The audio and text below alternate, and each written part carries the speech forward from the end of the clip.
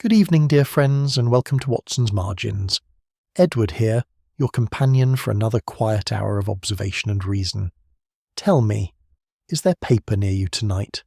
Perhaps a notebook, a letter, something written by hand. There is something about ink on paper that Watson understood deeply, that a document never merely records a fact, but quietly holds the shape of the mind that made it.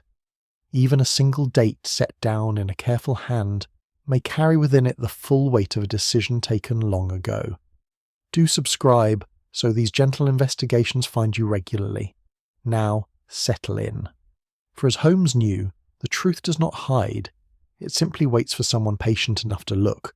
You'll find the Watson's Margins Spotify channel linked in the description below. Chapter 1. The Orderly Office. It is a peculiarity of my long association with Mr. Sherlock Holmes that the most singular of cases have invariably announced themselves upon the most unremarkable of mornings. So it was on a Tuesday in the second week of November, in the year of which I write, when a pale autumnal sun did little to warm the familiar sitting room at 221B Baker Street, and I sat contentedly enough with my pipe and the morning edition of the Times, while Holmes himself occupied the basket chair opposite, his long fingers steepled beneath his chin, his grey eyes fixed upon some invisible point above the mantelpiece, with that quality of vacant intensity which I had long since learned to distinguish from mere idleness. The fire burned with a pleasant steadiness. Mrs. Hudson had cleared away the breakfast things some hour before, and a comfortable silence had settled between us, broken only by the occasional crack of a coal and the muffled percussion of the street below. I had read as far as the parliamentary notices before I became aware that Holmes had shifted his gaze from the ceiling to the window, where the silhouette of a man was visible through the frosted glass of the door below, a figure who stood quite still on the step, as though rehearsing his errand before committing to it. "We are about to receive a visitor," Holmes remarked, without turning from the window. "A professional man, I should say, one accustomed to precision. Note that he has been standing upon our step for nearly 2 minutes without ringing. He's not uncertain of our address. He is uncertain of his purpose in coming." "You can scarcely discern a silhouette from this distance," I protested. "I discern a great deal more than a silhouette, Watson. The hat is tall and recently brushed. You can see the sheen even at this angle. The posture is upright without being soldierly. That is the posture of a man trained to a desk, not a parade ground. And the hesitation. There is a great deal in a hesitation, my dear fellow. A man in distress rings at once. A man with a secret rehearses first." The bell sounded at that very instant, and within another minute Mrs. Hudson had ushered into our rooms a gentleman of perhaps 55 years, lean in frame, with a long, clean-shaven face of considerable pallor and eyes of a light, a washed blue that moved with quiet assessment about the room before settling upon Holmes with what I can only describe as cautious deference. He wore a frock coat of sober black, and carried a silk hat in both hands with the careful reverence of a man for whom outward respectability is not vanity but vocation. His boots were polished to a mirror finish, and his linen was impeccable. Everything about him spoke of order. The pressed crease of his trousers, the small gold pin at his cravat, even the measured way in which he inclined his head in greeting. "Mr. Holmes," he said, in a voice of restrained but genuine anxiety. "My name is Alistair Pembroke. I am a solicitor practising in Gray's Inn. I have come to you upon a matter which I confess I find both urgent and embarrassing." "Pray sit down, Mr. Pembroke," said Holmes, or with a gesture toward the chair across from his own. "You will find Dr. Watson a perfectly discreet companion. I take it you have come directly from your office." Pembroke settled himself with the careful economy of movement I had come to associate with those who spend their days among documents and precedents. He looked at Holmes with a flicker of surprise. "I have, yes. I came away rather quickly, I'm afraid. How did you—" "The ink stain upon the outer edge of your right cuff is fresh, not more than 2 hours old, and the dust upon your left sleeve at the elbow is of a variety peculiar to those who lean habitually over a large wooden writing surface. Solicitors of your standing do not generally call upon inquiry agents between the hours of 9 and 11, unless matters are pressing indeed. but we waste time on trivialities. You have lost something." "I have," said Pembroke. He drew a slow breath and set his hat upon his knee. "More precisely, a document has disappeared from my office, from a locked drawer within my private archive room, and I am at a considerable loss to explain how." I set aside my newspaper and gave the man my full attention, for there was something in his controlled manner of speaking that suggested the effort of concealment more than the freedom of disclosure. "The document in question," Holmes said, "is a notarial record of some kind, I presume." Pembroke's expression shifted almost imperceptibly, a slight contraction about the eyes. "A notary record, yes. It concerns the transfer of a property in Hertfordshire, Aldenmere House, the estate of the late Mr. George Weatherby, who died some 8 months ago. The record was part of the formal archive pertaining to the probate of his will. It is on the surface an unremarkable document." "On the surface?" Holmes repeated softly. "On the surface," Pembroke agreed, with a precision that did him no credit in my estimation, for a man who qualifies his own descriptions is invariably a man who has already considered the alternatives. I leaned forward in my chair. "When was the document last seen?" 3 days ago, Friday afternoon. My clerk, Miss Eleanor Graves, had occasion to consult it in connection with a correspondence. She returned it to the drawer herself and locked it. I have her word for it, and I have never had cause to doubt her in 6 years of service. On Monday morning, when I required it, the drawer was still locked. I opened it myself, and the record was gone." "Was the lock forced?" Holmes asked. "Not in any visible degree. The mechanism was quite undamaged." "And who possesses keys to this drawer?" "Myself and Miss Graves, no others." Holmes rose from his chair in the sudden, fluid manner that always marked the transition from consideration to action, and moved to the window, where he stood with his back to us for a moment, gazing down into Baker Street. When he turned, his expression held that particular quality of alert calculation which I knew to mean that the case had already acquired, in his estimation, a character of some genuine interest. "Tell me, Mr. Pembroke," he said, "who besides yourself and Miss Graves was aware of this document's contents? Not merely of its existence, of its contents." A silence followed that lasted perhaps 4 seconds, which is in the economy of honest conversation a very long time indeed. "There is Mrs. Agnes Weatherby," said Pembroke at last, "the widow of the deceased, and there is Mr. Victor Haldane, a business associate of the firm who had dealings with the estate. And do either of these individuals visit your offices with any regularity? Mrs. Weatherby has called twice in the past month. Haldane, perhaps once a fortnight." Holmes gave a single sharp nod, as though a proposition had been confirmed. "Very well, Mr. Pembroke. Watson and I will call upon your offices this afternoon. I should like to examine the archive room, the drawer itself, and the corridor approaching it. I should also like to speak with Miss Graves." Pembroke rose, not clearly relieved, though the relief was of the partial and precarious variety. The relief, I thought, of a man who has engaged a physician for a complaint he's not entirely certain he wishes diagnosed. He replaced his hat, shook Holmes's hand, and bowed to me with old-fashioned courtesy. "I am most grateful, Mr. Holmes," he said. "I must be candid with you. The document itself is modest in formal terms, but its disappearance has consequences which I cannot yet fully articulate. I should like it recovered quietly, if that is at all possible." "Quiet," said Holmes with the ghost of a smile, "is an aspiration, Mr. Pembroke. I am afraid truth is seldom a quiet thing, but we shall be as circumspect as the facts allow. Good morning." When our visitor had gone and the street door had closed below, I looked across at Holmes, who had already taken up his pipe and returned to the basket chair with an expression of bright, concentrated satisfaction. "Well, Watson," he said, "what did you make of him?" "A careful man," I said. "Intelligent, frightened, though he hides it admirably." "Frightened," Holmes agreed, touching a match to his pipe, "but not, I think, of losing the document.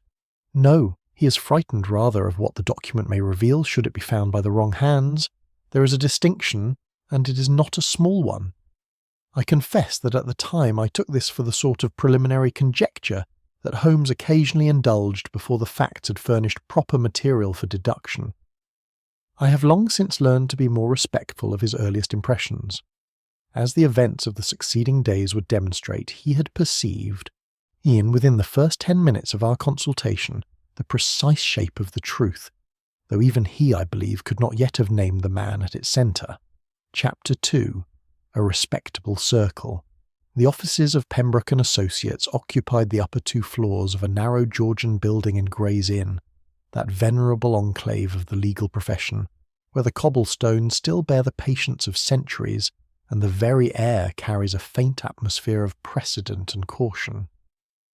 Holmes and I arrived shortly after 2 o'clock that afternoon, having lunched quietly at Baker Street, during which my companion ate almost nothing and spoke very little, his gaze fixed upon the middle distance in a manner that experience had taught me to leave undisturbed. The building presented a face of deliberate restraint to the world. Freshly painted black railings, a brass plate worn to a soft gleam by regular polishing, and a door of solid oak that opened upon a staircase carpeted in dark green. There was nothing of display about it, and everything of permanence. It was precisely the sort of establishment that wealthy clients seek when they wish their affairs managed without fanfare. Pembroke met us at the top of the stairs, his manner somewhat more composed than it had been that morning, though the composure had about it the quality of effort rather than ease. He led us first through an outer room where 2 copying clerks worked at a long table, heads bent, and thence into a reception room of rather greater comfort, where the walls were lined with deed boxes ranked in strict alphabetical order, each labelled in a neat professional hand. It was here that I first observed the others. Miss Eleanor Graves stood behind a writing desk near the inner window, sorting correspondence with a methodical attention that seemed at once perfectly natural and slightly too deliberate, in the way that activity sometimes is when a person is conscious of being observed. She was a woman of perhaps 30, with a composed, handsome face framed by dark hair drawn back with severity, and eyes of a steady dark brown that met mine with candour, and Holmes's with something I could not immediately categorize. Not evasion, precisely, but a kind of watchfulness. Her dress was neat and dark, her bearing upright, and when Pembroke introduced her, she offered a small, precise bow and folded her hands at her waist with the quietude of someone who has learned to occupy space economically. Seated near the fireplace, turning the pages of a document with a show of patience that did not quite reach his eyes, was Mr. Victor Haldane. He was a man of 40 or thereabouts, with a broad, well-fed face and the colouring of a man who has spent years in a warmer climate, a faded tan that sits uneasily upon English features. His manner was expansive in the way that certain commercial men cultivate as a professional instrument, and he rose to greet us with a handshake that was a degree too firm and a smile that was a degree too immediate. "Mr. Holmes," he said, with a kind of cheerful deference that contrived to suggest he was honouring us by acknowledging our fame. "An honour, sir. I have read of your work with great interest. I must say, I think this whole business is a great deal of fuss over a misfiled paper, but Pembroke is a thorough man and will have his inquiry." "Indeed he will," said Holmes pleasantly, giving no indication of whether he shared the assessment. The third person in the room was Mrs. Agnes Weatherby, who sat a little apart from the others in a high-backed chair, with the deliberate uprightness of someone determined not to betray distress by permitting herself comfort. She was a woman of perhaps 50, still handsome in a fine-boned, faded way, dressed in the half-mourning of grey and lavender that suggested her bereavement had passed its first severity without entirely releasing her from its obligations. Her hands lay clasped in her lap with a stillness that was not, I thought, the stillness of calm, but the stillness of long practice. She acknowledged our introduction with a gravity that bordered on hauteur, though I was inclined to attribute it less to temperament than to the effort of maintaining composure in circumstances she found alarming. Holmes wasted no time on social pleasantries beyond what courtesy required. He asked permission to examine the archive room at once, and Pembroke led us through a narrow corridor to a small room at the rear of the building, a room so precisely organised that it produced in me an almost oppressive sense of order. Shelves of dark wood ran from floor to ceiling on 3 walls, bearing a regiment of box files and deed folders, each with its own label. The single window looked out upon a light well. A large writing table occupied the centre, and along the left wall stood a row of flat mahogany drawers, each secured with a small brass lock. Holmes examined the relevant drawer with the minute, unhurried attention that distinguished his inspections from those of less gifted investigators. He produced his lens, applied it to the keyhole, to the edges of the drawer face, and finally, with a care that struck me as almost excessive, to the interior surfaces of the drawer itself. He said nothing for several minutes, and Pembroke, who had followed us into the room, stood in an attitude of suppressed impatience that he was too well bred to express aloud. "The lock bears no evidence of interference beyond ordinary use," Holmes said at last, replacing his lens in his breast pocket. "The interior surfaces are clean, with one exception, but we shall return to that. Miss Graves, if you please." He conducted his interview with the clerk in the archive room itself, Pembroke remaining in the corridor at Holmes's quiet but unambiguous suggestion. Miss Graves answered each question with a directness that impressed me. Her account was clear and consistent. She had retrieved the document on Friday afternoon at approximately 3:30, consulted it to verify a property description, returned it to the drawer, and locked it. She had not removed it from the archive room. She had seen no one else enter the corridor that afternoon, though she acknowledged that her own desk in the outer room did not command a view of the corridor entrance at all times. Holmes listened with the particular quality of attention he reserved for witnesses he considered significant, not the polite, half-divided attention of social listening, but something absolute and still, as though each word were being weighed against a private standard. "You're very certain of the time?" he asked. 3:30, or very nearly," she said. "I know because the post was collected at 4, and I returned to my correspondence immediately after. And the document itself, had you occasion to read it with any care, or merely to consult a specific detail?" A pause of perhaps 2 seconds. "I consulted the property description only. I did not read it in full." Holmes thanked her with a courtesy that was genuine if brief, and she withdrew. In the reception room, Holmes directed a few mild questions to Haldane and Mrs. Weatherby in turn, maintaining the tone of a man gathering background rather than pursuing an inquiry of consequence. And he asked Haldane about the nature of his connection to the Weatherby estate, a matter of investment, it emerged, relating to certain commercial properties which had formed part of the estate's assets. Haldane's account was fluent, detailed, and accompanied by a degree of elaboration that, in my medical experience, sometimes signifies a man who has rehearsed rather than simply recalled. To Mrs. Weatherby, Holmes extended his condolences upon her loss with what seemed a genuine simplicity, and then asked with equal gentleness whether she had visited the offices on Friday last. She had not, she said. Her last visit had been on the Wednesday preceding. When we descended to the street 20 minutes later, I found myself unable to form any settled impression of the matter. All 3 individuals had appeared cooperative, their explanations carrying the surface plausibility that makes an investigator's task both easier and more treacherous. I said as much to Holmes as we turned out of Gray's Inn into the grey November afternoon. They were all forthcoming, I conceded. I can find no obvious cause for suspicion in any of them. "No," said Holmes with a brief dry satisfaction, "and that is precisely what interests me, Watson. When everyone is forthcoming, someone is invariably concealing something with very great skill. Did you notice that Miss Graves touched the 3rd finger of her left hand 3 times during our conversation? Each time I asked a question she had not anticipated." I had not noticed.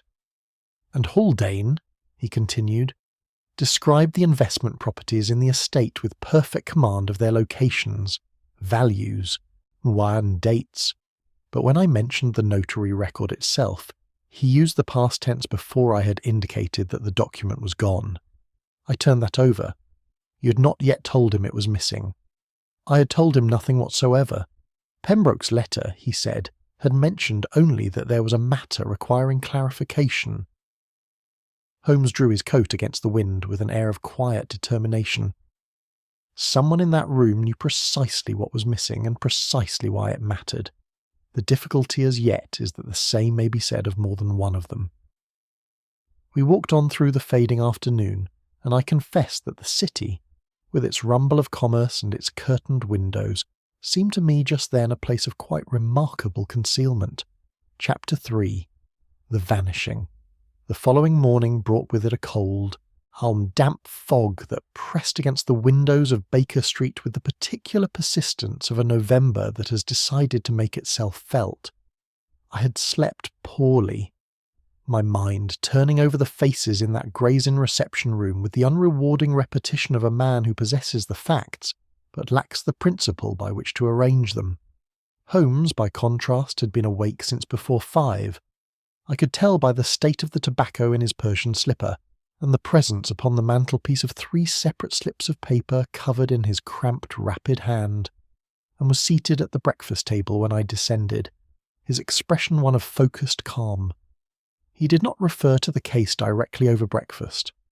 He spoke instead, with apparent inconsequence, about the history of notarial practice in English law, its function in property transfers, the precise legal weight of a notarized record versus a witnessed covenant, and the circumstances under which such a document might be considered definitive rather than merely supplementary. I am a medical man, not a lawyer, and I will not pretend I followed every distinction with equal clarity. But I attended carefully, because I had learned long ago that Holmes's apparent digressions are invariably cartography rather than wandering. By 10 o'clock we were once again in Gray's Inn, this time without prior announcement. Pembroke received us in his private office with a relief that suggested the intervening hours had not been comfortable ones.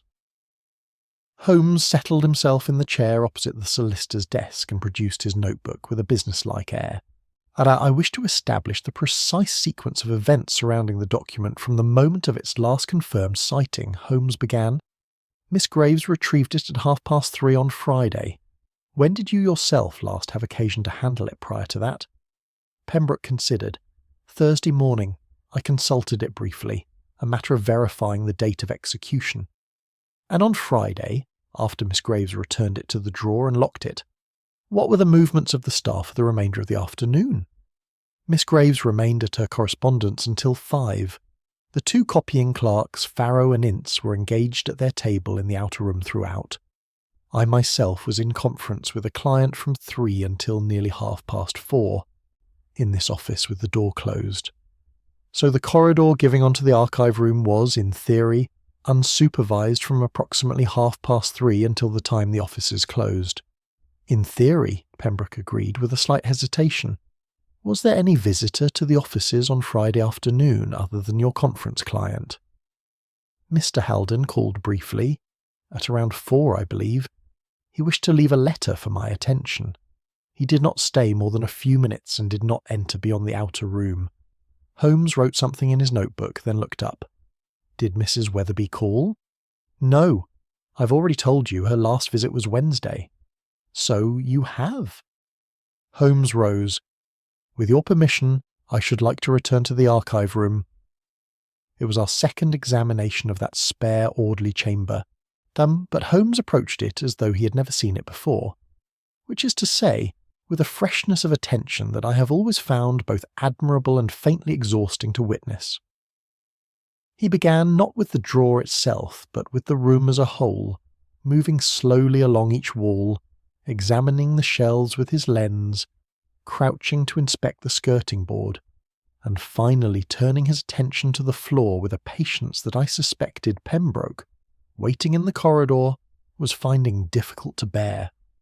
I stationed myself near the window and kept my own counsel, having learned that unsolicited commentary during these examinations serves chiefly to interrupt. The archive room floor was covered in a dark linoleum of the practical, unornamental variety common to professional premises, and it had been recently swept. There was that particular faint scent of a dry brush that one associates with a conscientious charwoman. Holmes moved across it in a slow, irregular pattern, and at one point he paused, knelt, and applied his lens to a spot near the threshold of the room, some 3 feet inside the door.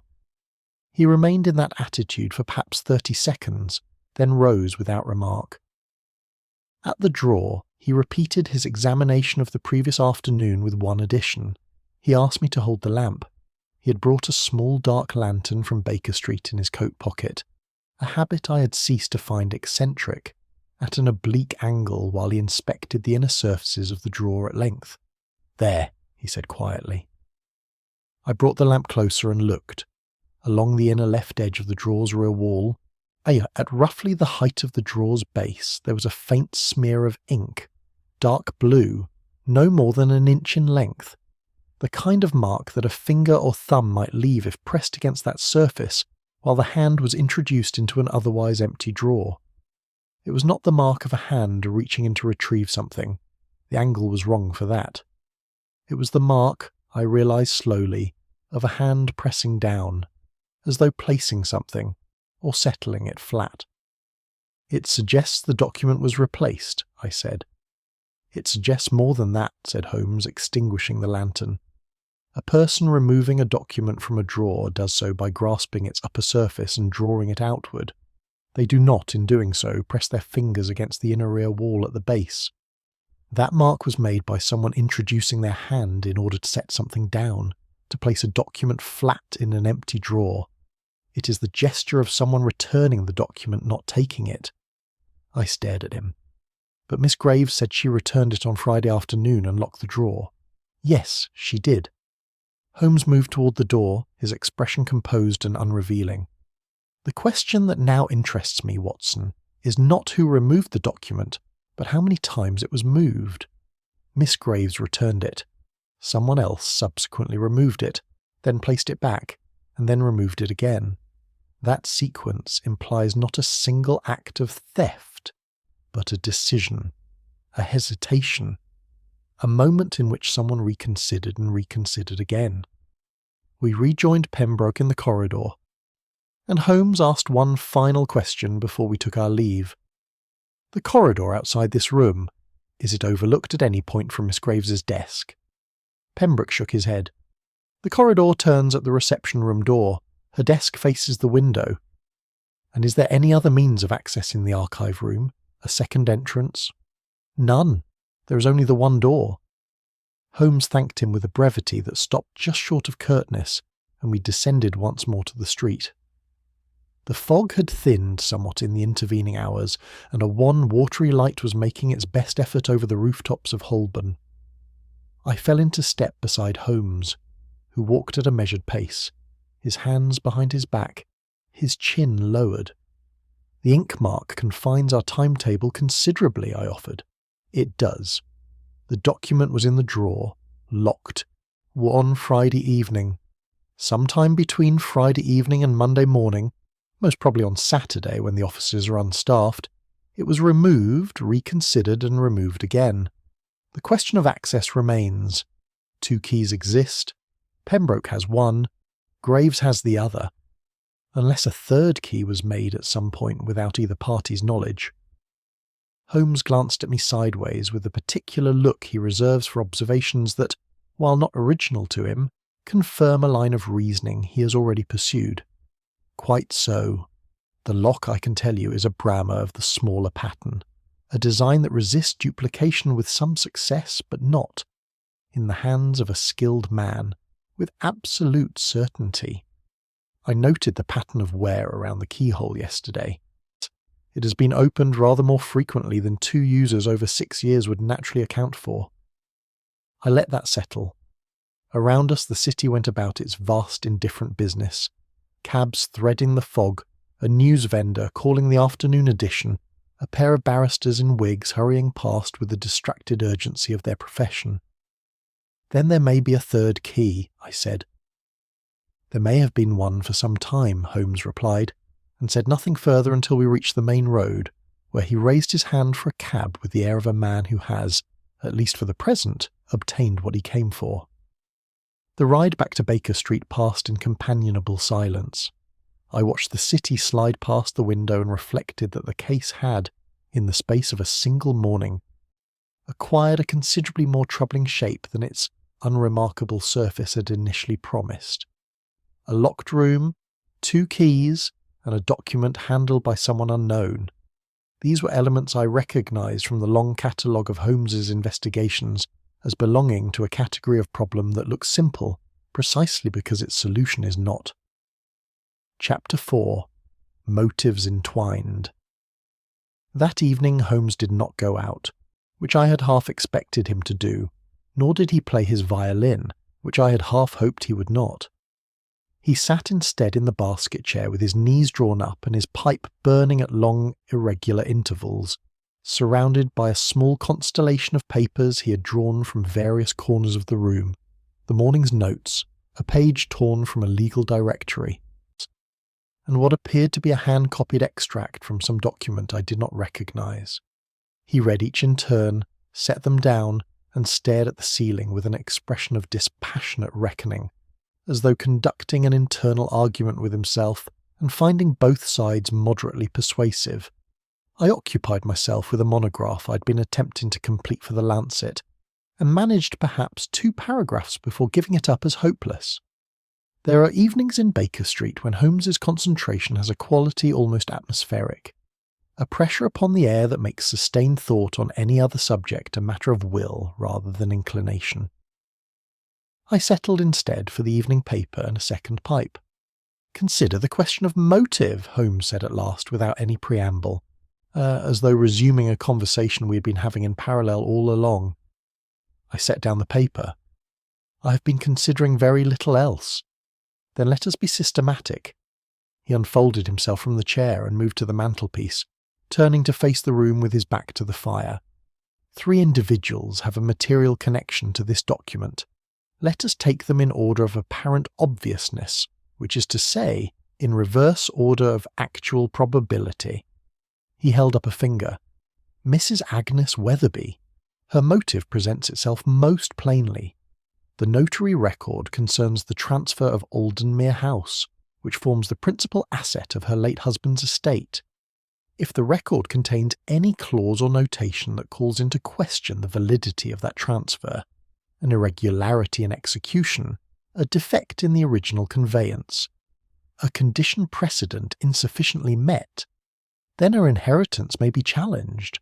A woman in reduced circumstances dependent upon the resolution of a protracted probate has every reason to remove a document that might delay or diminish her claim." "That seems straightforward enough," I said. "It seems straightforward," Holmes agreed, with the inflection that always served as a warning, "which is why it is the explanation I trust least. Mrs. Weatherby is a woman of careful habit and long self-discipline. I observed as much in Gray's Inn. She would not act impulsively, and she would not act without the means to act effectively. She has no known access to the archive room. She has not visited the offices since Wednesday, and a woman who removes a document to protect her inheritance does not return it to the drawer, even briefly. She destroys it." He raised a second finger. "Mr. Victor Haldane. His motive is less immediately apparent but considerably more interesting. He described his involvement with the estate as a matter of investment in commercial properties. What he did not describe, and what I have since established from the legal directory and a brief inquiry I made by telegraph this afternoon, is that Haldane's commercial interests are not merely connected to the Weatherby estate. They are dependent upon it.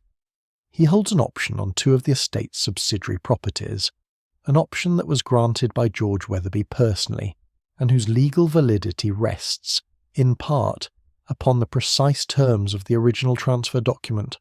I sat forward. "If the notary record reveals a defect in the transfer, his option may be worthless. More than worthless. It may expose him to a claim for monies already advanced against its security.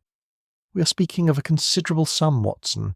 A man facing financial ruin has a motive that requires very little elaboration." Holmes paused, tapping the stem of his pipe against the mantelpiece. "And yet, Haldane's motive is one of prevention, not of concealment.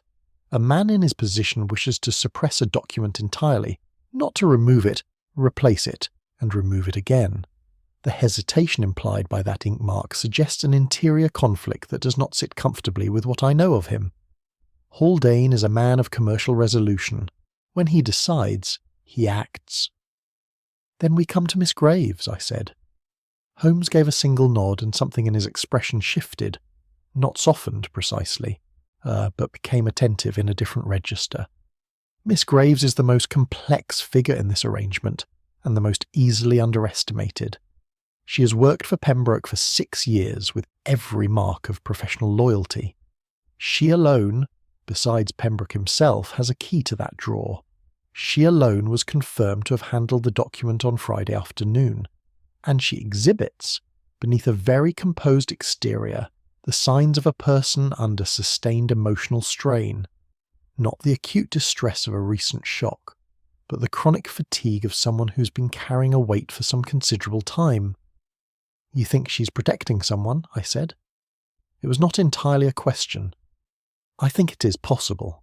A person who removes a document and then replaces it is not acting from self-interest.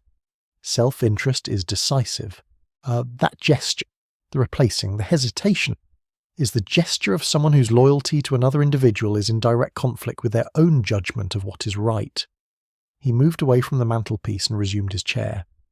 "The difficulty is that we have as yet no clear picture of what the document actually contains beyond its formal function. A notary record for a property transfer is, on its face, a record of execution, dates, signatures, witnesses. Its significance depends entirely upon what those signatures confirm, what those dates establish, and whether any of those witnesses are still in a position to speak. Could you not simply request a copy from the notarial register?" Holmes looked at me with an expression that held a trace of approval. "I could, and I intend to. I telegraphed the relevant notary's office this afternoon, a Mr. Silas Cope, whose stamp appears on the related correspondence Pembroke showed me yesterday. I expect a reply in the morning." I absorbed this. Outside the windows of Baker Street the city was quieting into its nighttime register. The clatter of the last cabs, the distant cry of a late news vendor, the soft percussion of rain beginning against the glass. "There is something else," I said slowly. "You have listed 3 individuals and their motives at some length, but you have not mentioned Pembroke himself." The silence that followed was brief, but it was the silence of a man who has chosen his moment. "No," said Holmes, "I have not. And yet he is the one who engaged you. He came to Baker Street himself voluntarily."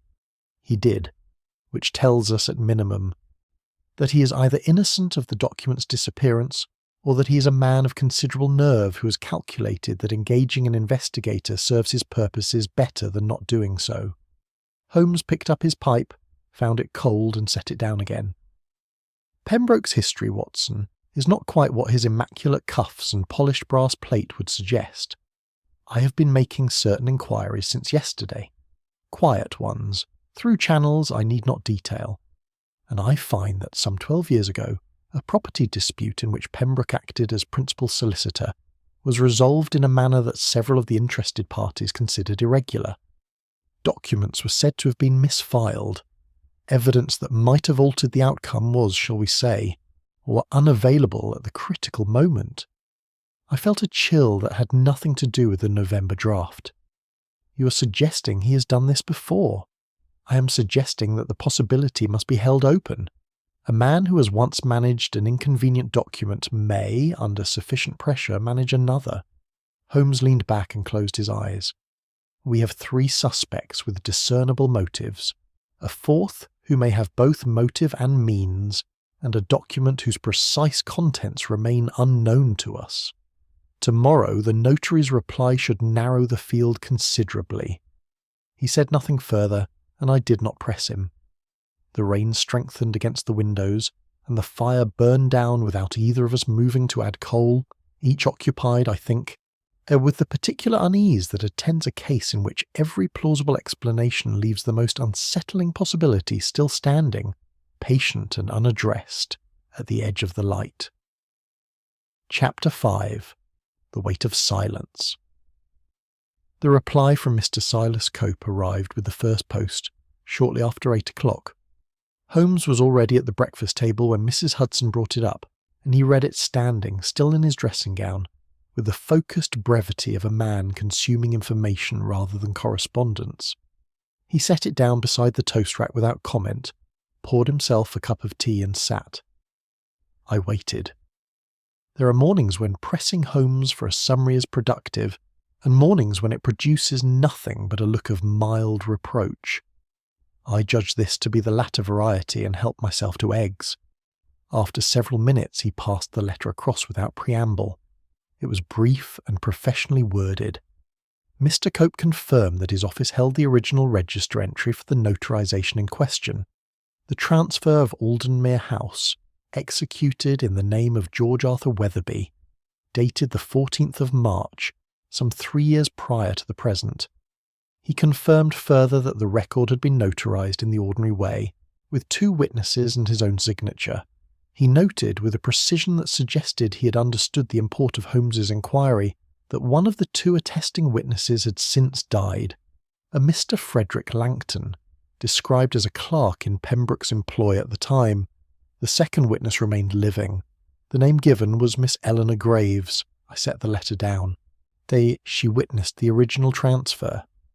She did. Which means she is not merely the custodian of the record. She is, in a legal sense, part of it. Her signature appears upon the instrument whose disappearance she may or may not have facilitated. Whatever she knows about that document, she has known it for 3 years. And the other witness is dead. Conveniently so, though I am not yet prepared to attach significance to the manner of his death, which the letter does not specify. Holmes rose and moved to the window. What I am prepared to say is that Miss Graves's position is considerably more constrained than it appeared. She cannot speak about the document's contents without speaking about her own role in its execution. And she cannot protect whoever she's protecting without simultaneously protecting herself. We set out before 10, but not for Gray's Inn. Holmes directed the cab instead toward a quieter street in Islington, where, in a terrace of modest but well-kept houses, Miss Eleanor Graves lodged. Holmes had obtained the address the previous evening through means he did not specify, and I had learned not to inquire after. She answered the door herself, which suggested she was not expected at the office that morning. Pembroke, Holmes had noted, had granted the staff a free morning while the investigation was under way, an act of consideration that Holmes had received with quiet scepticism. She was dressed plainly, and her hair was not yet put up with its usual severity, which gave her face a somewhat less guarded aspect than it had worn in the office. The surprise at seeing us was genuine, I thought, but it was followed almost immediately by something else, a kind of resignation, as though she had been expecting this visit to come, if not today, then soon. She admitted us to a small sitting room of scrupulous neatness, offered tea, which Holmes declined, and settled into the chair across from us with her hands folded in a manner I recognised from our first meeting, the composed posture of a woman who has made a decision about how much she will permit herself to reveal. Holmes did not approach the matter obliquely. He had chosen, I realised, to be direct with her, a tactic he reserved for those he considered both intelligent and essentially honest, whose resistance was one of loyalty rather than guilt. "Miss Graves," he said, "I know that you witnessed the notarization of the Aldenmere transfer 3 years ago. I know that you have had occasion, in the course of your duties, to consult that record on more than one occasion.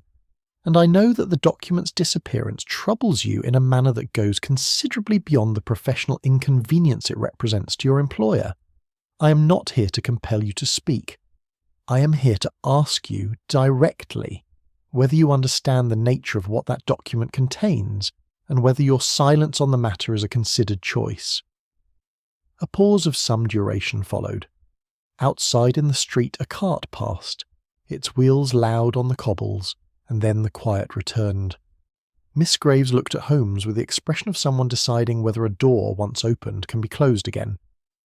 "I witnessed the execution of the transfer," she said at last. "I signed my name because Mr. Pembroke asked me to, and because I had no reason at the time to suppose that anything in the document required closer examination on my part. I was a witness to the signatures, not to the contents. She paused. Later, some months later, I had occasion to consult the record for another matter, and I read it with more care. I observed something, a discrepancy. Of what nature? Holmes asked. His voice held no urgency, no pressure. It was simply attentive. The date of execution given in the body of the record did not correspond to the date that Mr. Weatherby had indicated in a letter to Mr. Issa Pembroke that I had previously transcribed as the date upon which he intended to conclude the transfer.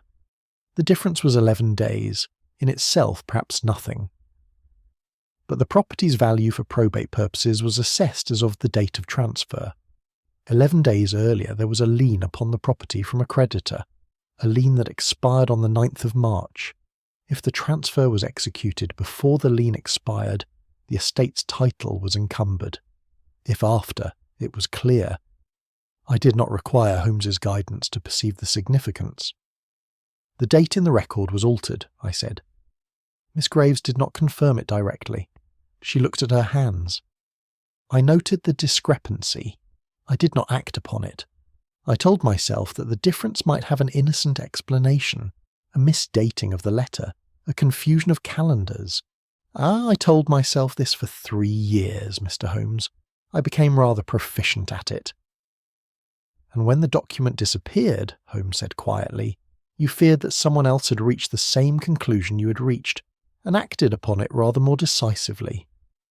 I feared, she said, that whoever had taken it understood its significance better than I had allowed myself to, and I feared what that meant for Mr. Pembroke. Holmes leaned forward. You are protecting him. The silence that answered him was of a different quality from the ones that had preceded it, not the silence of deliberation, but of admission. He has been a good employer, she said at last, a fair one. Whatever he may have done, I do not believe he's a bad man. I believe he made a decision, once, under pressure he did not know how to resist. And has lived in its shadow ever since. Holmes sat back. He did not offer reassurance, which would have been dishonest, nor judgment, which would have been premature. He asked 2 further questions. Whether she had spoken to anyone about the discrepancy she had observed, and whether the letter she mentioned, Weatherby's letter indicating the intended date of transfers, was still in the firm's files. To the first she answered no. To the second, after a brief hesitation, she said that she believed it was, in a correspondence folder she could identify precisely. We left her shortly afterward. She stood at the door of her lodgings and watched us to the end of the street, with the look of someone who has set down something heavy and is not yet certain whether the relief outweighs the consequence. In the cab, Holmes was silent for the first part of the journey, his chin upon his hand, his gaze upon the middle distance. She is a woman of genuine conscience, I said. She is. And conscience, Watson, is a faculty that costs its possessor a great deal more than its absence costs those who lack it. He turned from the window. She has been carrying the knowledge of that discrepancy for 3 years, persuading herself by increments that silence was the charitable interpretation of ambiguous evidence. It is a very human process, and it has placed her in the unhappy position of a woman whose protection of another may yet become the instrument of his exposure. Because now you know. Now I know, Holmes agreed. The question that remains is not what was done, but who precisely did it, and whether the document, wherever it now resides, can still be made to speak. He said it without satisfaction, in the even, purposeful tone of a man who has identified his bearing, and is simply continuing to walk. The cab turned into the heavier traffic of the city, and the tall buildings closed around us on either side, grey and indifferent, keeping their own counsel as buildings in London have always done. Chapter 6. Fear beneath courtesy. We did not go directly to Gray's Inn. Holmes directed the cab instead to the offices of a firm of inquiry agents in Chancery Lane, with whom he maintained a professional acquaintance of long standing. Men whose particular gift lay less in active investigation than in the patient accumulation of documented fact. He was inside for no more than 20 minutes, and when he emerged he carried nothing in his hands and wore the expression of a man who has received an answer he had anticipated but not entirely welcomed. Back in Baker Street, over a cold luncheon that Mrs. Hudson had left covered on the table, he laid out what he had learned in the compressed, sequential manner he used when the facts were clear, but their implications required careful handling. 12 years prior, a property matter, the disputed ownership of a commercial premises in Southwark, had come before the civil courts. Pembroke had acted as solicitor for the plaintiff, a manufacturing concern seeking to establish title against a counterclaim from the original vendor's family. The case had turned, to a significant degree, upon a deed of conveyance whose date of execution was central to establishing which party held prior claim. The plaintiff prevailed. 2 of the defendant's witnesses had testified to having seen the deed at a date inconsistent with the date it bore, testimony which, had it been given full credence, would have reversed the outcome entirely. The judge had found their evidence unreliable. One of those witnesses had died the following year. The other had emigrated to Canada and could not be traced. The plaintiff's solicitor throughout had been Alistair Pembroke. "It is not proof," I said carefully, setting down my fork. "It is not. It is a pattern." Holmes pushed aside his plate with the air of a man for whom food has briefly ceased to exist as a relevant category. A pattern in which documents with inconvenient dates have a tendency, in cases where Pembroke is the responsible solicitor, to resolve themselves in favour of his clients. Once is misfortune, twice suggests method. And the first instance was never formally investigated. There were murmurings. A complaint was lodged with the Law Society and subsequently withdrawn. The circumstances of the withdrawal are not recorded.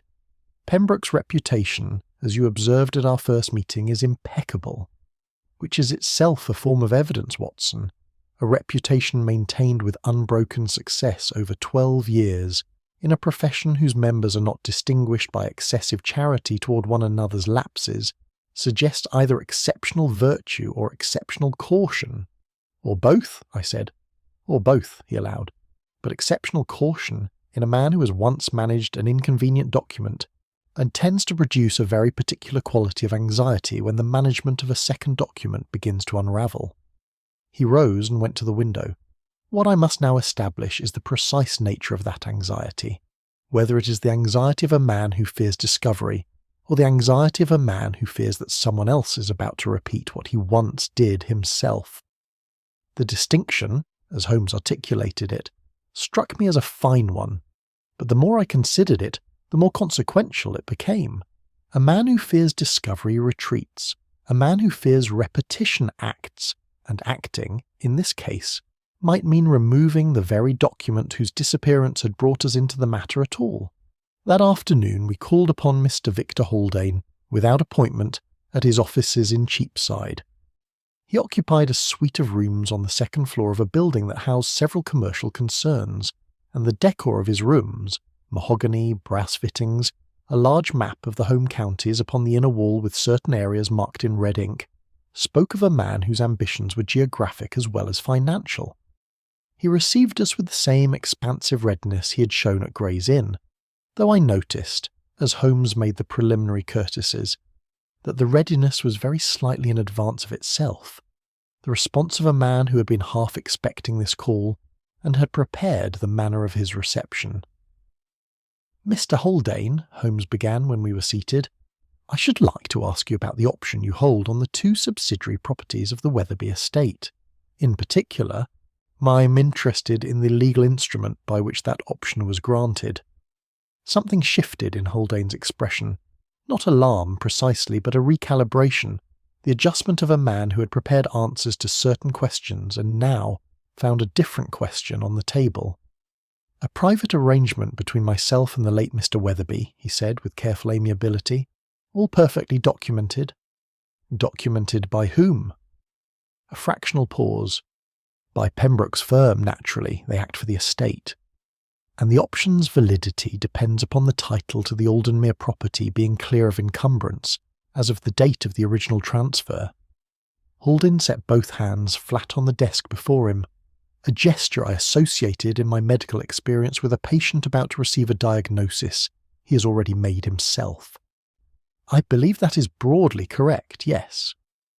Then you are aware, Holmes continued in the same level, conversational tone, that if the transfer was executed before the 9th of March, rather than after it, the title was not clear, the option rests upon an encumbered foundation, and the moneys you have advanced against it are presently secured by nothing at all. The office was very quiet. From the street below came the remote clatter of commerce, and the map of the home counties looked down upon us with its red-marked territories that suddenly seemed a great deal less certain than they had when we entered. I was not aware of any such difficulty, Haldane said, with a steadiness that cost him visible effort. But you suspected it. Holmes did not raise his voice. He did not need to. Yeah, when you called at Pembroke's offices on Friday afternoon, ostensibly to leave a letter, you went not to the outer room as you told us, but to the corridor beyond. The linoleum outside the archive room bears the impression of a heel of a particular shape, a continental heel, narrow and slightly built up, of a kind not common in English footwear. You were wearing boots of precisely that pattern at our meeting yesterday. You went to that corridor, Mr. Haldane. Whether you entered the archive room is a question I am not yet in a position to answer conclusively. But you did not remain in the outer room. Haldane looked at Holmes for a long moment with the expression of a man who is measuring the distance between denial and disclosure and finding it shorter than he had supposed. When he spoke, it was in a quieter register than he had used before, the voice beneath the professional manner, less polished, more honest, and considerably more frightened. I had received information, he said slowly, a week ago, from a source I will not name, suggesting that there was an irregularity in the transfer documentation. I went to the corridor on Friday to satisfy myself. I did not enter the archive room. I did not have a key. But you wished to know whether the record was still there. I wished to know whether I was ruined. The silence that followed had in it something of the particular quality that attends a confession made not to a priest or a magistrate, but to a man whose only power is that of understanding, which is in certain circumstances the most discomforting power of all. Holmes asked 2 further questions, the name of his informant which Haldane declined to provide, and whether he had communicated his suspicions about the document to anyone at Pembroke's firm.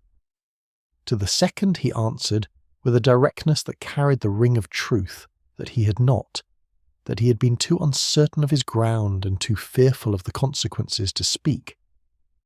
We left him there among his maps and his mahogany, sitting quite still, with the particular loneliness of a man who has been careful and clever and thorough, and has still, through no particular failing of his own, found himself entirely at the mercy of someone else's old dishonesty. In the street, Holmes pulled on his gloves with a brisk, decisive air. He did not take the document, he said. You are certain? His fear is of the document's contents, as not of its exposure. A man who had taken it would be relieved, not frightened. He is frightened because the document's disappearance tells him that someone else has moved first, and he does not know whether that someone is his ally or his adversary. He looked up the street with the focused, forward air that meant the case was gathering toward its resolution. There is one conversation remaining, Watson, and it is the one I have been composing most carefully. Tomorrow morning, I think. Tonight I intend to examine the matter of that correspondence folder, which Miss Graves believes is still in the firm's files, and which Pembroke, if my reading of him is correct, will shortly discover he has overlooked. He hailed a cab, and as we drove back through the thickening dusk, I found myself reflecting that the case had turned, with the quiet inevitability of Holmes's best work, from the disappearance of a document to the exposure of the man who had always feared its presence. The fog was returning with the evening, and Baker Street received us with the steady indifference of a street that has witnessed a great many things and found discretion the better part of record. Chapter 7. The Convenient Explanation. Holmes was gone when I came down to breakfast the following morning. Mrs. Hudson, setting out the coffee with her customary composure, informed me that he had departed shortly after 6, leaving no message beyond the instruction that I should expect him by 10:30, and that I might find the morning paper of particular interest. And I unfolded it without great expectation, and found nothing that seemed obviously to bear upon the matter in hand.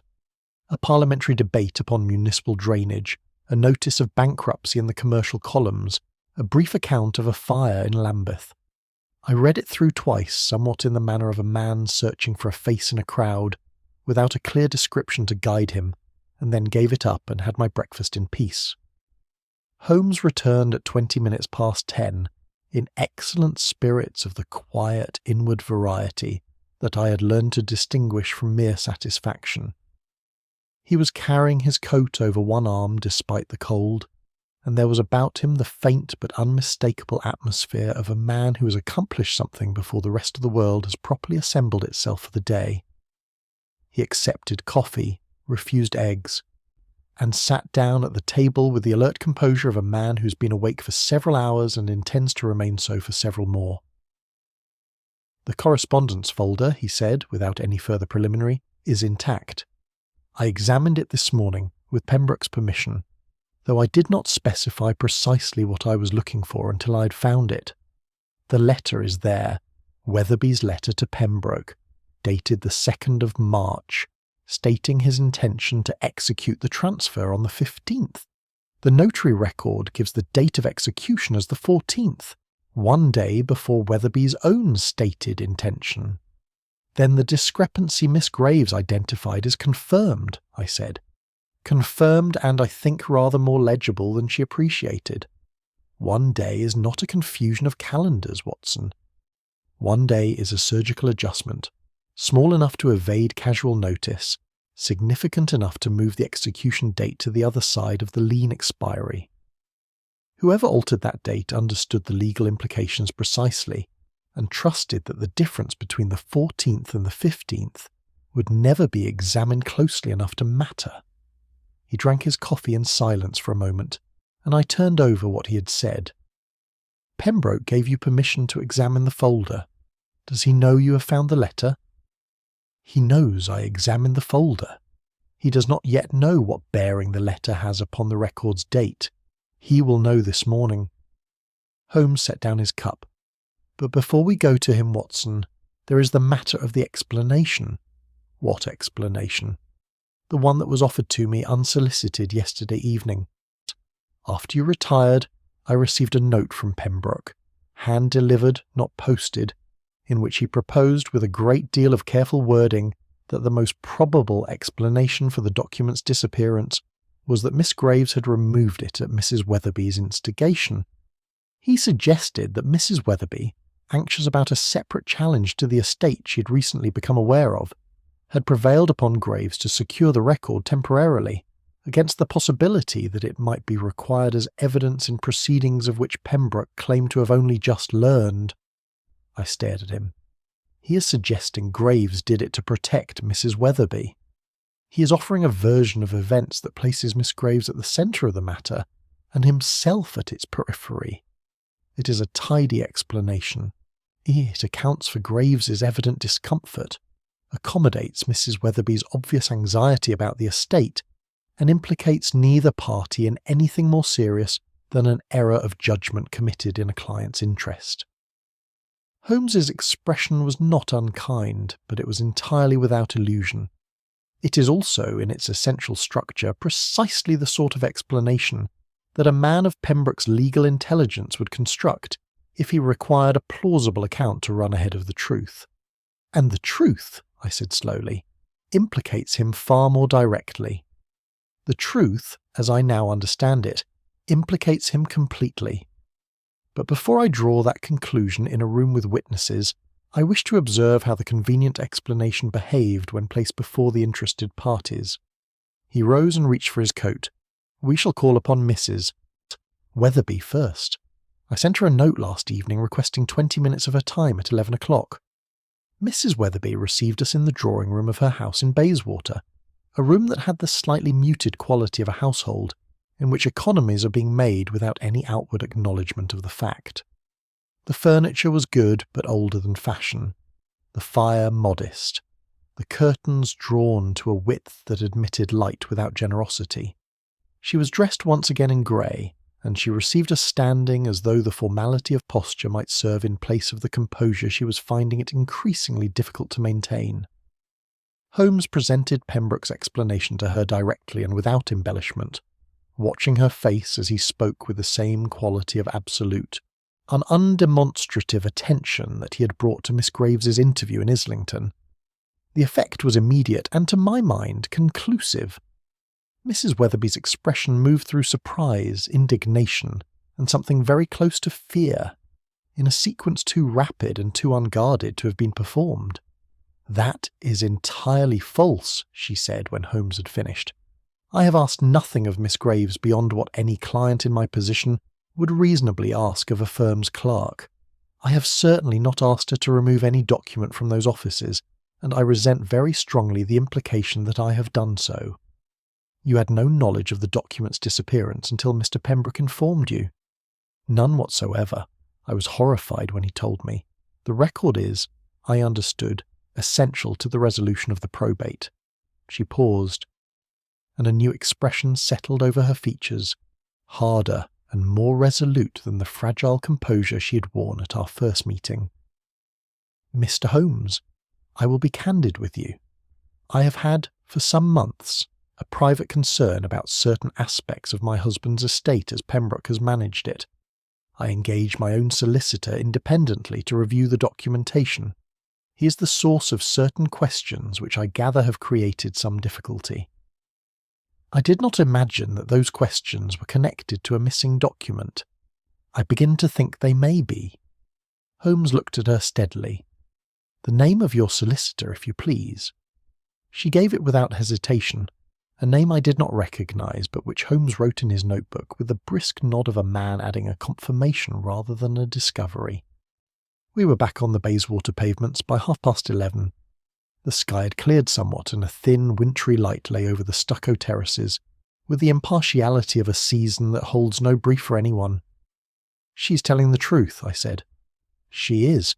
And her independent solicitor, I should tell you, is the source from which Haldane received his information about the irregularity in the transfer. The connection moves in a chain.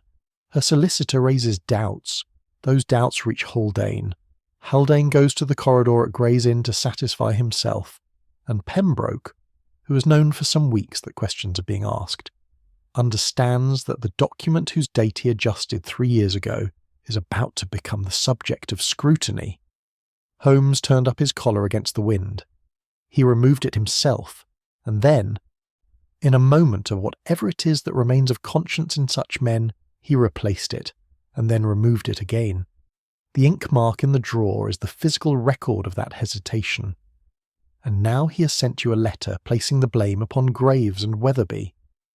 Which tells me something important, Watson. He does not yet know that I have spoken to Miss Graves in Islington, or to Haldane in Cheapside.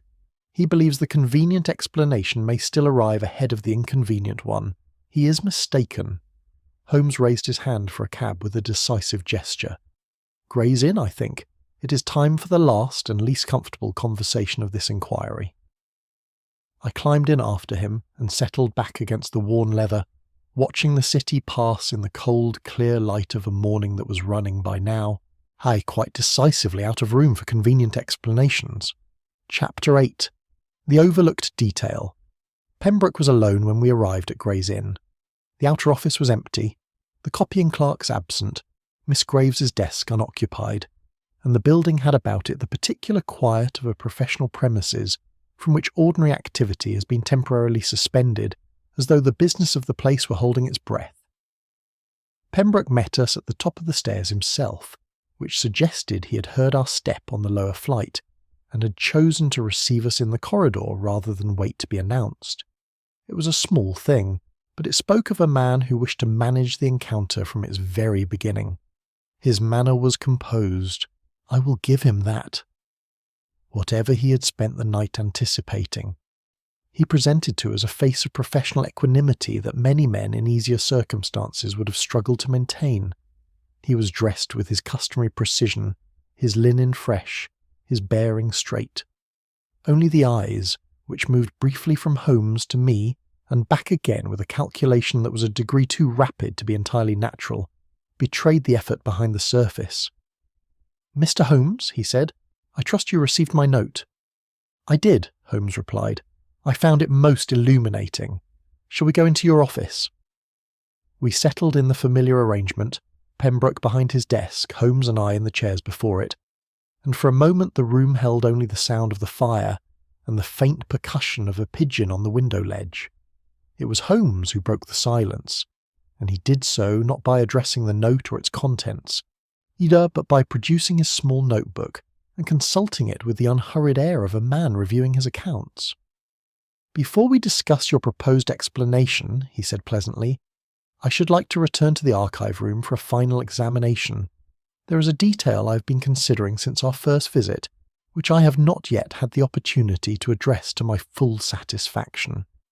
Pembroke's expression did not change, but the stillness that came over him was of the absolute variety, not the stillness of ease but of suspension, the physical correlate of a mind in rapid internal motion. "Of course," he said after a moment, "if you feel it necessary." We went through the corridor to the archive room, Pembroke accompanying us with the controlled tread of a man who has resolved to see a thing through to its conclusion. Holmes entered the room, moved directly to the row of mahogany drawers, and stood before the relevant one for a moment without touching it or producing his lens. He appeared simply to look at it, with the quiet concentration of a man revisiting a thought rather than discovering a new one. "The drawer," he said, addressing the air in front of him rather than either of us, "was locked on Friday evening when Miss Graves secured the document. It was still locked on Monday morning when you opened it and found the record gone. Both facts are attested." He turned to face Pembroke. "But there is a period of approximately 36 hours, from Friday evening to Sunday morning, when the offices are closed and unstaffed, during which the drawer could have been opened by either key without observation, and I have established that Miss Graves spent the weekend at her lodgings in Islington. Her movements are accounted for." "And mine are not, I suppose you will say," Pembroke said, with a quietness that was, I thought, beyond acting. It was the quiet of a man who's arrived at the place he's been dreading, and found that arrival at last a kind of relief.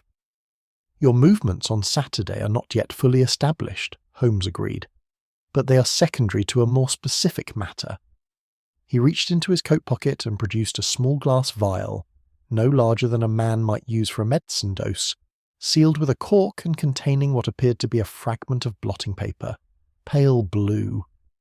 "When I examined the interior of this drawer yesterday morning, my second examination, I removed this from the very back of the drawer's base, where it had lodged in the join between the base and the rear wall. It is a small fragment of blotting paper, Watson, perhaps half an inch in length."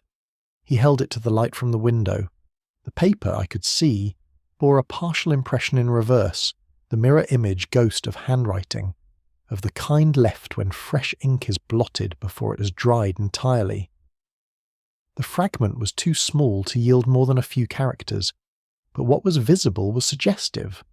The curve of what might have been a numeral, and beside it the unmistakable downstroke of a date's day and month, written in a careful, professional hand. "Blotting paper," I said, "left in the drawer with the document." "Not left with it. Left inside it. That is to say, used within the drawer itself, or carried in alongside the document and shed from it subsequently. Which presents an interesting question." Holmes set the vial down upon the top of the adjacent drawer and looked directly at Pembroke. "A person who removes a document from a drawer has no occasion to use blotting paper inside that drawer. The document is already dry. Blotting paper is used when ink is fresh, when something has just been written, or corrected, or amended. The only reason blotting paper enters a closed drawer alongside a document is if that document was altered while it was in the drawer, or immediately before being returned to it." The room was very still. Pembroke had not moved from the position he had taken near the door, and he did not move now. His face held, for a moment, the taut, arrested expression of a man watching something fall that he has dropped himself and cannot catch. "You're saying the record was altered," I said. Though I was speaking as much for Pembroke's benefit as my own, I am saying it was altered on more than one occasion. The original alteration was made 3 years ago, in the office of the Notary, or in this room before the document was sealed. A single day's adjustment, the 14th for the 15th, executed with the confidence of a man who does not expect the matter to be examined closely. Holmes's voice remained even throughout. The second alteration was contemplated here, within the last week, when it became apparent that the document was about to receive precisely that close examination. Someone opened this drawer, removed the record, attempted to address the problem, and found, I would suggest, that a second amendment to an already amended instrument would not withstand scrutiny. It is one thing to shift a date when the document is freshly executed. It is quite another to revise it again when the original ink has aged and the paper settled, and when a comparison with other documents of the same period would expose any fresh addition immediately. He paused. Outside, the pigeon had departed from the window ledge, and the silence of the archive room was now complete and seamless. So the document was returned, Holmes continued, placed back in the drawer, hence the ink mark I found on the inner rear wall, made not in haste, but with the deliberate pressured movement of a hand settling something flat. And then it was removed once more, because the impossibility of the Second Amendment had been fully understood, and concealment had become preferable to the risk of producing it. Pembroke looked at the blotting paper fragment in its glass vial for a long time. When he finally raised his eyes to Holmes, they held not the defiance of a man intending to contest the matter, nor the blank opacity of one who has decided upon complete denial. They held something simpler and, in its way, more dignified, the recognition of a man who has been found out by someone more thorough than himself, and who is, in the exhausted arithmetic of it, not entirely sorry. "You said yesterday," Holmes remarked with no alteration in his tone, "that you wished the matter resolved quietly. I said that truth was seldom a quiet thing. I should add now that the loudness of its resolution generally corresponds to the distance a man has allowed to grow between what he did and what he has been prepared to acknowledge. That distance, in your case, is now very small indeed." Pembroke moved to the writing table at the centre of the room and sat down heavily in the chair beside it. Not his customary chair, not the posture of a man in command of his space, but the unguarded, settling movement of someone who no longer has the energy to stand. He folded his hands on the table before him and looked at them for a moment with the expression of a man examining something familiar in an entirely new light. "What do you intend to do?" he asked. "That," said Holmes, "depends upon what you're prepared to tell me, and upon where the document is now." The answer, when it came, was quiet, precise, and, as Holmes had predicted from the beginning, shaped more by fear than by malice. I listened, and I thought of the drawer with its ink mark, its shed fragment of blotting paper, and the long, irreversible geometry of a small decision made 12 years ago that had led by inevitable degrees to this cold room in Gray's Inn, and this tired man with his hands folded upon a table, arriving at last at the truth he had been carrying. Chapter 9. The Truth Revealed. Holmes sent word that afternoon to Mrs. Weatherby, to Miss Graves, and to Haldane, requesting their attendance at the offices of Pembroke and Associates at 11 o'clock the following morning. The notes were brief and courteous, and gave no indication of what was to follow beyond the suggestion that the matter of the missing record had reached a point of resolution that concerned each of them directly. To Pembroke himself, Holmes said nothing further that day. The solicitor had answered Holmes's immediate questions in the archive room with a controlled economy that told me he was rationing his disclosures, giving enough to demonstrate cooperation without yet surrendering the whole, and Holmes had accepted what was offered without pressing for more, in the manner of a man who already holds the complete picture and requires only the final piece to be placed voluntarily rather than extracted. I confess I slept better that night than I had since the case began. There is a quality to the closing stages of Holmes's investigations, when the threads have been gathered and only the formal arrangement remains, that produces in me something approaching the satisfaction a surgeon feels when a difficult procedure is complete and the patient is, at last stable. Holmes himself was the reverse, restless where I was settled, moving about the Baker Street rooms after dinner with the constrained energy of a man who has finished thinking and has not yet finished acting.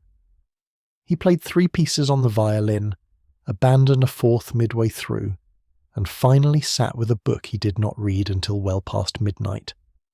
The morning brought a thin, bright winter light that had no warmth in it, but made the rooms at Gray's Inn appear, for once, less oppressive than they had through fog and cloud. They were all there when we arrived at 5 minutes to 11. Mrs.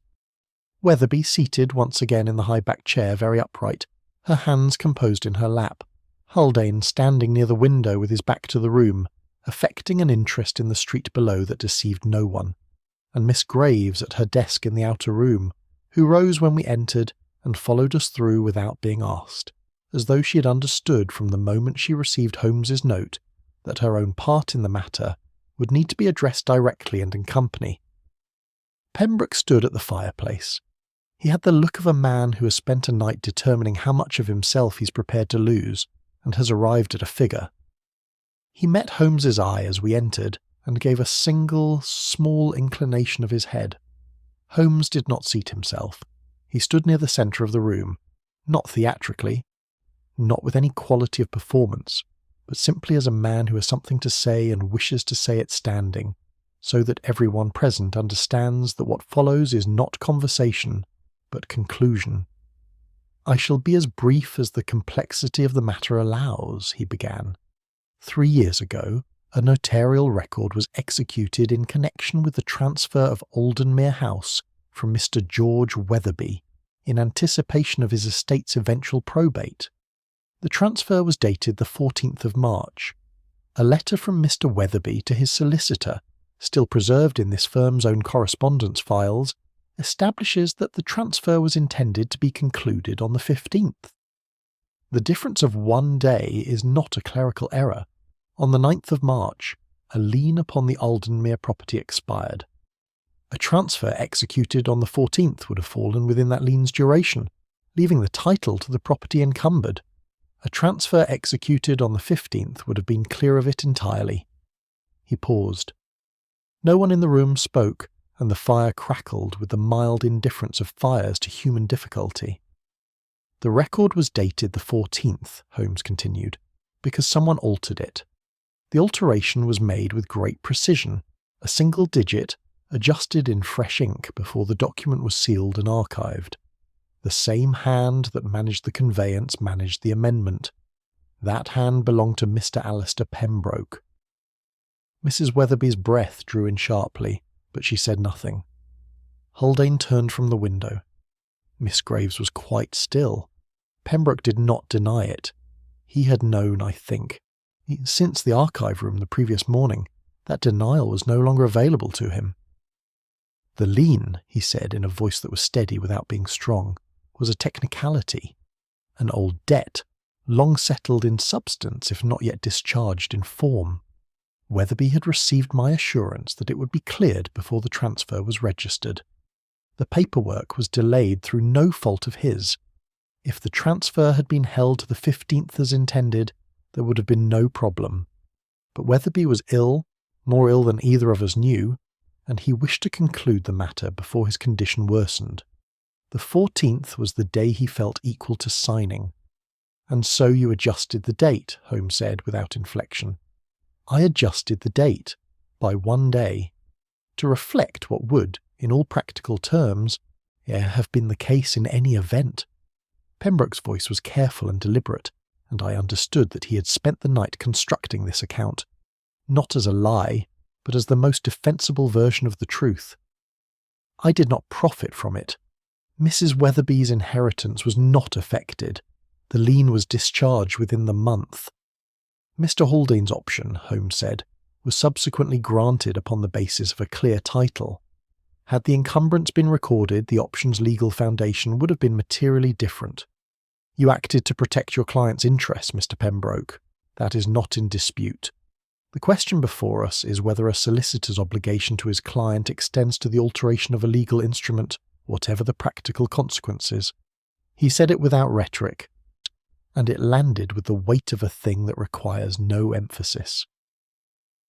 "Last week," Holmes continued, "you became aware that Mrs. Weatherby had engaged independent counsel, and that questions were being asked about the transfer documentation. You understood that the notary record, if examined closely and compared against the correspondence in your own files, would expose the alteration. You removed the record from the archive on Saturday morning, using your own key with the intention of destroying it. Then you hesitated, you replaced it. Then you removed it a second time, having first attempted, and found it impossible, to make a second amendment that would further obscure the discrepancy. The document is currently in your possession. I should like it returned to this desk before anyone leaves this room." The silence that followed was longer than any that had preceded it in the course of the inquiry. Holmes waited within it with the patience of a man who has said everything that needs saying and requires only the world to catch up with it. Pembroke moved. He went to his private office without a word, and when he returned he carried the notary record, a folded document of perhaps 4 leaves, its cover slightly creased from its days of concealment, otherwise unremarkable to the eye. He set it on the desk before Holmes with the deliberate care of a man placing down something he has been holding for too long. Holmes examined it briefly, the date, the signatures, the notary's stamp, and then looked at Miss Graves. "Ah, the alteration is to the date in the body of the instrument. You identified it 3 years ago." "I saw a discrepancy," she said quietly. "I did not know with certainty that it was deliberate." "But you suspected?" "Yes." She met his gaze with the steadiness she had maintained throughout. "I did not act upon it because I did not believe, I still do not believe, that Mr. Pembroke acted from dishonesty. I believed he made a decision under pressure to protect a client he cared for, and that the consequences were, as he has said, negligible in practical terms." She paused. "I was wrong to stay silent. I know that." Holmes regarded her for a moment with an expression I could not entirely read. Not censure, but not absolution either. The expression of a man who understands human complexity without being required to excuse it. To Mrs. Weatherby he turned with rather more gentleness. "Your title to Aldenmere is not in jeopardy. The lien was discharged. The encumbrance, even had it been recorded, would by now have been overtaken by events. What is affected is the manner in which the transfer was recorded, and that is a matter for the proper authorities to assess." To Haldane he said simply that the option's legal foundation would require independent review, a statement that Haldane received with the grey, accepting expression of a man who has already done that calculation and found it survivable. Then Holmes picked up the document from the desk, folded it with care, and placed it inside his coat. "I shall deliver this to the appropriate parties this afternoon," he said. "What follows is a matter for the Law Society, and, if they judge it necessary, the courts. That is not my determination to make." He looked at Pembroke last of all, and what passed between them in that brief exchange I could not have fully described. There was in it something that was neither sympathy nor its absence, the acknowledgement, perhaps, of a man who has looked at another's failure and recognised in it, if not his own capacity, then at least the recognisable shape of human frailty placed under a pressure it was not strong enough to bear. "Good morning," Holmes said, and we left them there, the solicitor at his cold fireplace, the clerk at her ordered desk, the widow in her upright chair, each alone with the particular knowledge that had now been given its proper name, in a room that was very quiet for a room in which so much had just been said. Chapter 10. Justice and Reflection. Holmes delivered the document that same afternoon. He would not tell me, at first, precisely to whom. He had a solicitor of his own acquaintance, he said, who would ensure it reached the relevant examining authority at the Law Society, through channels that would protect the process from any further interference. I accompanied him as far as Lincoln's Inn, and waited in a coffee-house on the corner while he was inside for the better part of an hour. When he emerged, his hands were empty, his step was light, and he had the particular quality of settled finality about him that I had come to associate with the moment a case passed from his keeping into the custody of the institutions whose business it ultimately was, We walked back toward the Strand through the cold afternoon, and for a time neither of us spoke. The city went about itself with its customary indifference to the small, consequential dramas being conducted within it, and I found myself, as I sometimes do in the aftermath of Holmes's cases, briefly aware of how many such dramas must be running at any moment behind the lit windows and closed doors of the streets we passed. Quiet decisions made under pressure, old fears nursed in silence, the long, slow work of conscience arguing with convenience and not always prevailing. "You are pensive," Holmes observed without looking at me. "I am thinking about Pembroke," I said, "about whether he is at bottom a dishonest man." Holmes was quiet for a moment. "That is a question which does him rather more credit than the one I have been occupied with, which is simply whether what he did constitutes a professional offence of sufficient gravity to warrant formal proceedings. The answer to my question is yes, beyond reasonable dispute. Your question is considerably harder." "He altered a legal record," I said, "and yet his account of why he did it was not implausible." "It was not implausible at all. That is precisely what made it dangerous." Holmes turned up his coat against a gust off the river. A man who acts dishonestly from pure self-interest is, in a certain sense, easier to judge than a man who acts dishonestly from a misguided sense of loyalty or practical charity. Pembroke did not profit. He did not, as he said, substantially harm anyone. The lien was discharged. The estate was sound. He made a calculation, under pressure, that the formal record should reflect the practical reality he had been assured would obtain, and he implemented that calculation by means he had no legal authority to employ. The damage was real, even if its consequences were contained. "And yet he came to you," I said. "When the document disappeared, he came to Baker Street. That has continued to puzzle me." Holmes smiled slightly, the compressed inward smile of a man who has been waiting for a particular observation to be made. "Has it? And what conclusion do you draw from it?" I considered. "Either he was confident you would not find what you found, which seems inconsistent with his intelligence, or he came precisely because he understood that the matter had moved beyond his control, and he could not predict what an independent investigation might uncover.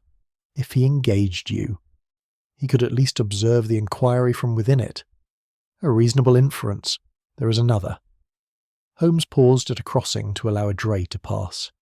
"He came, I believe, because some part of him wished to be found out. Not consciously. He would have rejected the suggestion with genuine sincerity. But a man who has carried an undisclosed act for 3 years, and who finds that the machinery of exposure has been set in motion independently of anything he has done, sometimes seeks out the investigator not to control him, but to hand the matter to someone with the authority to resolve it. It is, in its way, a form of exhaustion." I thought of Pembroke as I had last seen him, standing at his cold fireplace, the document gone from his hands, the long pretence concluded. There had been in his posture, beneath the obvious distress, something that had struck me at the time as obscurely similar to relief. Holmes's reading of it was, as usual, sharper than my own. "What will happen to him?" I asked. "The Law Society will investigate. Almost certainly he will be struck from the rolls. Whether a criminal prosecution follows depends upon how the examining authority reads the intent, whether the alteration is held to constitute forgery, which carries a heavier consequence, or a lesser professional offence. His counsel, if he engages a good one, will argue strongly for the latter on the grounds that no personal profit was made and no lasting harm was demonstrably caused. They may succeed, they may not." Holmes shrugged, not callously, but with the particular resignation of a man who has long accepted the distinction between what he can determine and what he cannot. "It is not within my gift to decide." I returned the document. "That is the limit of my authority and the full extent of my obligation." We had reached the Strand by then, and the traffic thickened around us with the reliable vigour of a city that accommodates all manner of private catastrophe within its general momentum. I thought of Miss Graves, whose 3 years of protective silence had ended in a room where she'd been required to confirm, before witnesses, what she had persuaded herself for so long to doubt. I thought of Mrs. Weatherby, whose inheritance had emerged intact from a process that had revealed it to rest, at one remove, upon a falsified instrument, a fact she would carry forward into her widowhood alongside whatever comfort the resolution afforded her. And Haldane, whose commercial ambitions had proved to be constructed, without his knowledge, upon a foundation another man had quietly undermined and then just as quietly concealed. Grays will likely find a new position without great difficulty, Holmes remarked, as though following my thoughts with his customary ease. Her record is otherwise unblemished, and the manner in which she conducted herself throughout, with restraint, with loyalty, and ultimately with honesty, will speak in her favour to anyone who examines the matter with care. I shall take the liberty, if she requires it, of providing a characterization to any firm that inquires of me. The offer was made so briefly and practically that I almost let it pass without remark. It was characteristic of Holmes in the aftermath of his cases, the small, unreported acts of assistance that appeared in no published account and were offered with no expectation of recognition.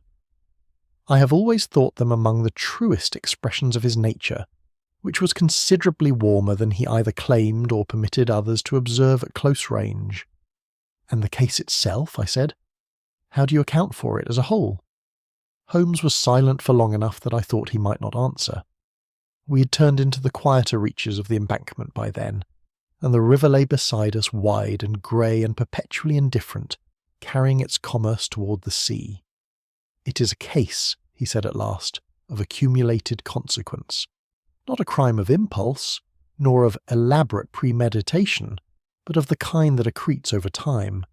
A single act that seemed, at the moment of its commission, a manageable departure from principle, and which then required year by year a sustained effort to prevent from surfacing. The exhausting thing about such cases is that they are not maintained by continuous active dishonesty, but by the simple, daily act of saying nothing. And that, Watson, is well within the capacity of perfectly ordinary good people, which is what makes it so very common and so very hard to detect. I let that rest between us for a moment. The river moved. A barge passed slowly below the embankment wall, loaded with timber, its breath of steam dissolving quickly in the cold air. "Holmes," I said, "you told Pembroke, in the very beginning, that truth is seldom a quiet thing. And yet, this one was. The whole inquiry was quiet, measured. There was no flight, no confrontation, nothing dramatic." "No," he agreed. "May, there was not. The document spoke, the ink spoke, the blotting paper spoke, and in the end the man himself spoke. There is a category of case in which the evidence is so legible, to those who know how to read it, that the dramatic elements become unnecessary. The drama was internal. It was Pembroke's own, conducted privately over 3 years, and it concluded not with a chase or a confession under pressure, but with a man placing a folded document on a desk." He paused. "I have always found those conclusions more affecting than the theatrical ones, though I appreciate they make for less arresting narrative." I took out my notebook and made a brief entry, and Holmes watched me do so with the familiar expression of mild tolerance that he reserves for my chronicling impulse. "You will write it up, I suppose," he said. "I shall try to do it justice," I said. He made no further comment. We walked on along the embankment as the winter afternoon closed in around us, the lamplighters beginning their rounds in the distance, Baker Street and its particular warmth not far ahead, and behind us, somewhere in the ordered files of Lincoln's Inn, a folded document resting in the hands of those appointed to receive it, speaking its plain, inconvenient truth with the patient authority of ink and paper and the passage of time. It is not always the loudest cases that stay longest with a man.